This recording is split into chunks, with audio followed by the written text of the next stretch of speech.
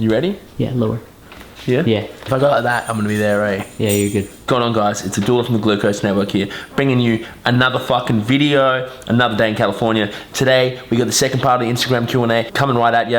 And as I always say, fuck! Annie Jaffrey, you want to come in? You're right. Come in, jump in. Shades up like this and shit. Gotta have my swag on point. Everyone's gonna be like, oh, Abdullah, you eat McDonald's, you eat McDonald's. It's just a fucking drink, bro. Chill the fuck out. Here. We got Andrea Valdez over here. I'll get a chair, bro. Oh, sorry.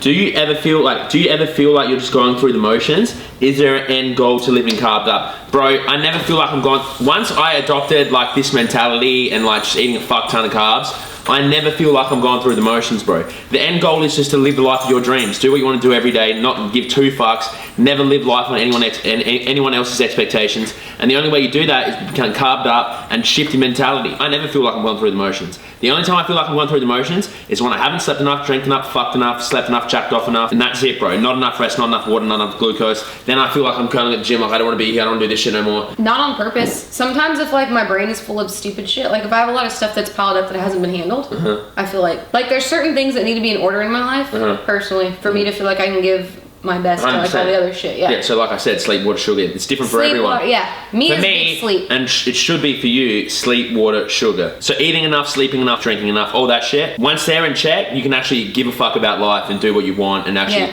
take life by the balls and, you know, not being a soft cunt and do what your mum wants you to do. Okay? Just like that. I heard being high carb for a long period of time puts a strain on your pancreas. Bro, cunts don't get it. Cunts think I say go high carb, I mean sit on the couch, eat 1,000 grams of carbs a day. High carbs relative to your lifestyle. So if you're active as fuck, carbs, it won't make a difference, bro. The key point is be active, lift weights, ride your bike. If you want to ride your bike and you don't want to lift weights, sweet. If you want to lift your weights and lift weights by itself, sweet, do that. It doesn't matter, bro. The main fucking thing is do something, bro. Just don't sit on the couch and be a shit cunt watching Jenna Hayes videos all day. Do something with yourself, and then like once you actually move and exercise, 99% of like the health issues and shit will go away. And not being a fat cunt, because you can exercise being a fat cunt, that puts you at risk at like a million different fucking diseases under the sun. So try and keep your body weight in like a reasonable range. I don't mean like walk around being shredded all day. I mean just like try not to be fucking as long as you're not clinically obese and you're moving your body, you're gonna be chilled. Don't be a dumb cunt. Don't just sitting there eating like Sour Patch Kids all day, eating 1,000 grams of Sour Patch Kids. Make sure you get fiber in check, make sure you get your water in check, make sure you're exercising, and you're gonna be fucking killer. Dude, I agree. Also, I think a misconception they're going with the pancreas and all that shit is like if you eat every fucking hour or two, then that's when you like become like super like glucose reliant and shit, super dependent. So I think eating a lot of carbs is different than eating carbs all fucking day. You can have like 4 or 5 giant boluses, different than like 100 carbs every. Some dudes are like, oh my god, I'm so like under carb, I haven't eaten like half an hour, it's fucking me up. That's because they eat so fucking often. You know what I mean?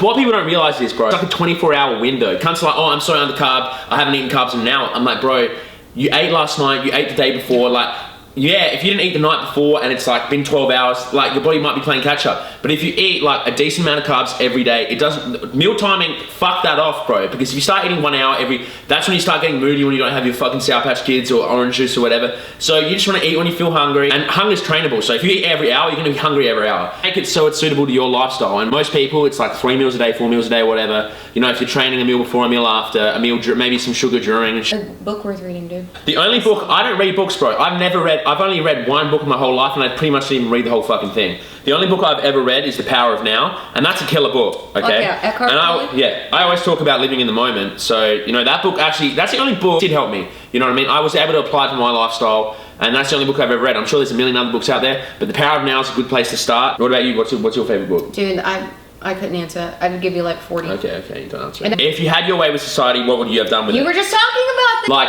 I think that like the education system we have, like all over the world, is the biggest load of shit. It just produces a bunch of fucking sheep cocksuckers all over the world. And this is what I'm gonna say, bro. If I had my way with the education system, which is the biggest thing I would like to change if I was like a billionaire and really successful, was like make schools, like let's say you went to primary school, right? And like all the subjects were like hell creative. Like you just sat there and you're like, oh, I want to do photography, I want to do on YouTube, I want to do this, all these topics, and it was like a big range of topics. And as the years went on, you like more specified. So the first like 7 years, or until you go to high school, it's like everything. It's like drawing, it's like creative writing, it's like media, it's like making YouTube videos, it's doing all this shit, like finding out what you really like. Because you never really find out what you really like Most people never do it because they never get to try it, because they go from school where everything's you're told what you should like. They go to high school, you're told what you should like, and then they're like, fuck, you've got like 5 things you should like, but there's a million other things out there. Oh yeah, take photos, but that can be a hobby, it can't be a career. Imagine if you spent 5 hours, like 8 hours a day, 5 days a week, fucking until year 12, finding out what you wanted to do and applying that every day. Imagine if you did a YouTube video 5 days a week, you spent 8 hours a day, 5 days a week doing YouTube videos until you graduated high school. So you get to high school, and then like year 8, year 9, year 10, like bringing in your focus on what you want, and year like 11 and 12, let's say you want to do photography or like social media, you just spent every fucking day at school working on that social media. And then obviously you'll be able to make a fucking career out of it because you put so much time and effort in, you become so dope at it. How long did it take you to do your YouTube challenge? Not long, bro, like a few hours. Like the bike ride was like an hour and a half. The fucking, like the deadlift took me like fucking probably like 10 minutes. The run took me like low 20-minute time, like 23 minutes. And then the walk took me 15 minutes, so you do the math on that. Also on the last one, Robert Greene has a book called Mastery, where it's like like the 10,000, you have like the 10,000 hours or whatever, but really it could be like expedited like crazy, because it turns out that like most super duper successful people end up doing what they thought was fun when they were 10 years old. So I'm just saying, like, I agree with your education system thing. Yeah. Like, it's funny because I actually like making videos when I was a kid. I actually like making kid videos when I was a kid. Yeah. But now I'm coming back to it. Daniel Davis says, what should you do if you pull out method but accidentally leave it in for too long? A, find a flight of stairs to actually push it down. B, put plan B in her Fruit Loops because she's a flexible diet. C, pretend nothing happened. D, scoop it out. Now Chris Elkins thinks he can scoop out cum from a girl's vagina. It doesn't. What? I know. It doesn't fucking happen, bro. It doesn't happen. So this is a tip, bro. Pulling out shit is the worst method, okay? It's the worst method because, you know, people are like, oh, dude, like the day I didn't pull out, like I got my girlfriend pregnant. But I'm like, how do you know, bro? It might have been the pre-cum, like from the day before or the day after that got your girlfriend pregnant, not the time you blew your load inside of her. So I would say always use a fucking condom. It's easier said than done. It's easier said than done. But you know, dude's like, I'm gonna pull out, I'm gonna pull out, I'm gonna pull out, pull out. And then like, they're like literally popping as they're pulling out. So there's always shit left over. So you gotta think, bro, you know, is busting your nut inside that girl worth the kid? If it is, then fucking do it, okay? Really? Okay, she said, when did you decide, I went vegan like last year sometime. What is your passion in life? Making videos, helping other people. Hey bro, I don't know what the 3-week RPT training associated with lean gains is. You know what I mean? I don't know what that is. But if it's some fad shit, I wouldn't recommend it. We got Rangabra says that Abdullah, about a year ago, you gave me pointers on squat mobility. Since then, I've had torn my patella. He's had all these host of injuries, but it's not because of my advice. Have you worked with any guys who have had major knee injuries but still have big numbers? Bro, the thing with injuries is, you know, a lot of people let the injuries get to their head. I know cunts who have broken their back, who've come back from a broken back and lifted big fucking weight.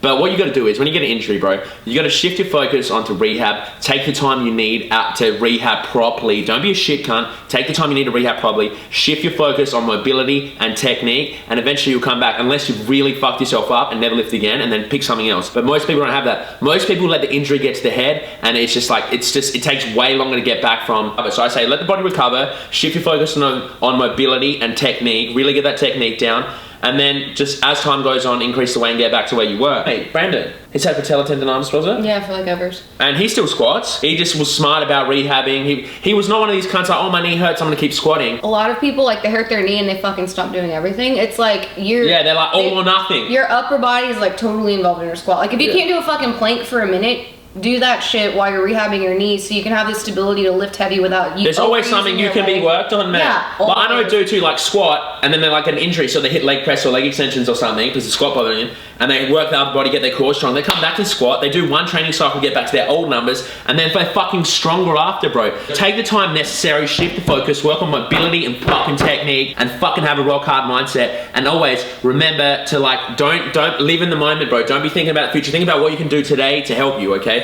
Don't be thinking, oh, in 4 months I'm gonna be squatting 2 plates and my girlfriend's gonna look at me and be like, oh my god, like, you have a small squat, I'm not gonna fuck you. Are you vegan, bro? Yes. Attitude Nation, best egg ever. Shout out to John North. If you're not following John North, cunt, John North at Attitude Nation, okay? That's someone you should look up to. I'm not a cocksucker. I don't even look up. I just respect John for what he's done.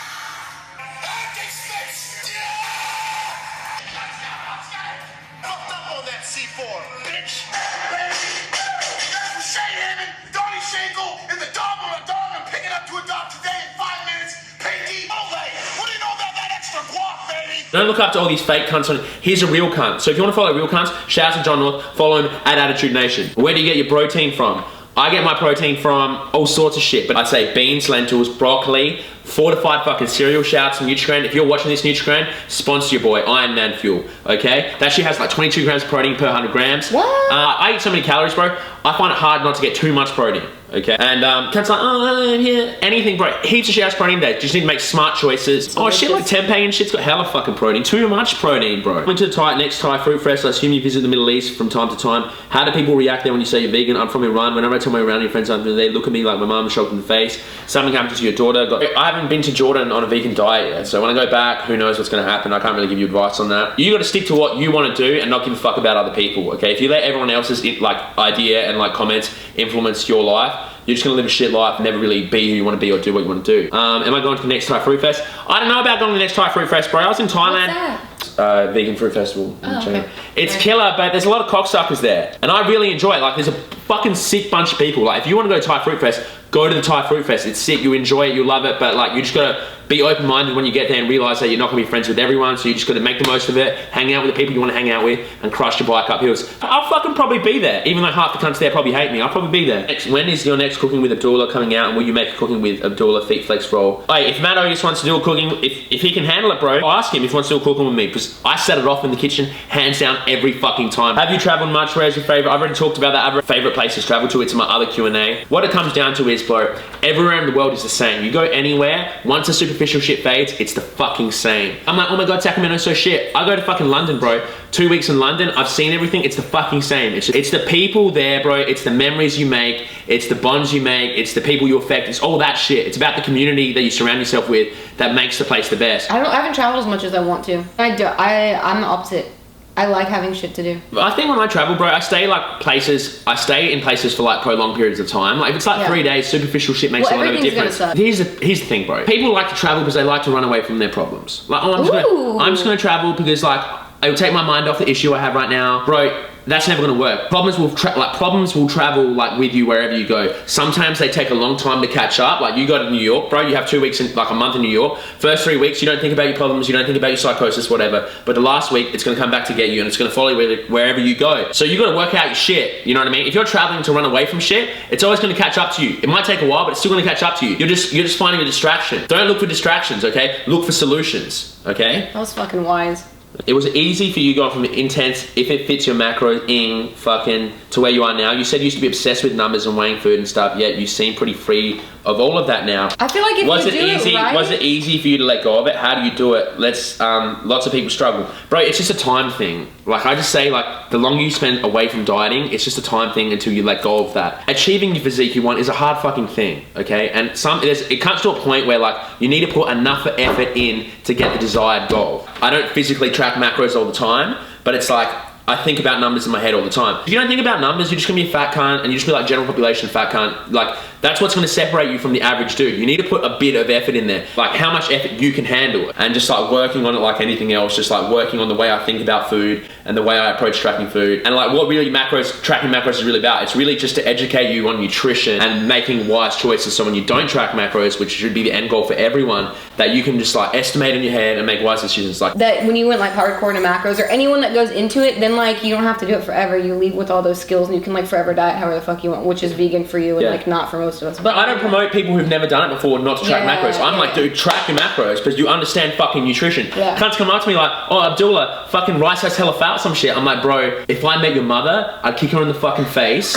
and I'd be like, what the fuck have you been teaching your son? You know what I mean? Cunts like potatoes have hella fat. I'm like, you're a dumb cunt. If you track macros, you'd realize these things, and then eventually 2 years down the line, you can make smart choices. If you think that's stressful, like, deal with it, bro. That's what you need to do. That's like learning a fucking skill. Do it every day, regardless of fucking how you feel. Do you lift, cycle, so you can gorge on 5K calories while staying relatively lean? Like, I used to walk more to eat more. I used to fucking ride my bike to eat more. That will fade because eventually you'll be like, bro, I don't want to eat more. I don't want to ride more. I just want to fucking chill. So I don't do the bike just to eat more. I don't train just to eat more. I used to, hashtag work out to eat more. That's what happens when you get really lean. People just work out so they can eat more and all this shit. Training for something else other than just wanting to fucking train. So I learned just to train for the sake of training, to be healthy, feel good, mentally be sharp. Because if you're not training, you're not mentally going to be sharp. You just can't. It just doesn't fucking work. We're meant to move. And then the food's just a byproduct of that. So you got to eat to fuel the lifestyle you want to live. You got anything to say on that? This is the last question. I do. That's the fucking second part of the fucking Q&A, mate. Like, let me. The third part coming when I don't fucking know when it's coming. All right. Like, share, comment, subscribe. Share with your mum. Share with your sister. Share with your spouse. Share with your boyfriend. Share with your ex-partner. Share with the girl you fucked back in high school. We support gay marriage. I hope you fucking do. I'll see you on the fucking tube. Follow me on Facebook, Twitter, Instagram, fucking Periscope. Don't tell me how to carve my life. Don't tell me how to squad my life. Don't tell me how to fucking season my life. All right. I'll see you on the fucking tube tomorrow. Shout out to my H. Shout out to my boy H. Once again, that's the Glucose Network. Peace. Subscribe. I'll see you tomorrow.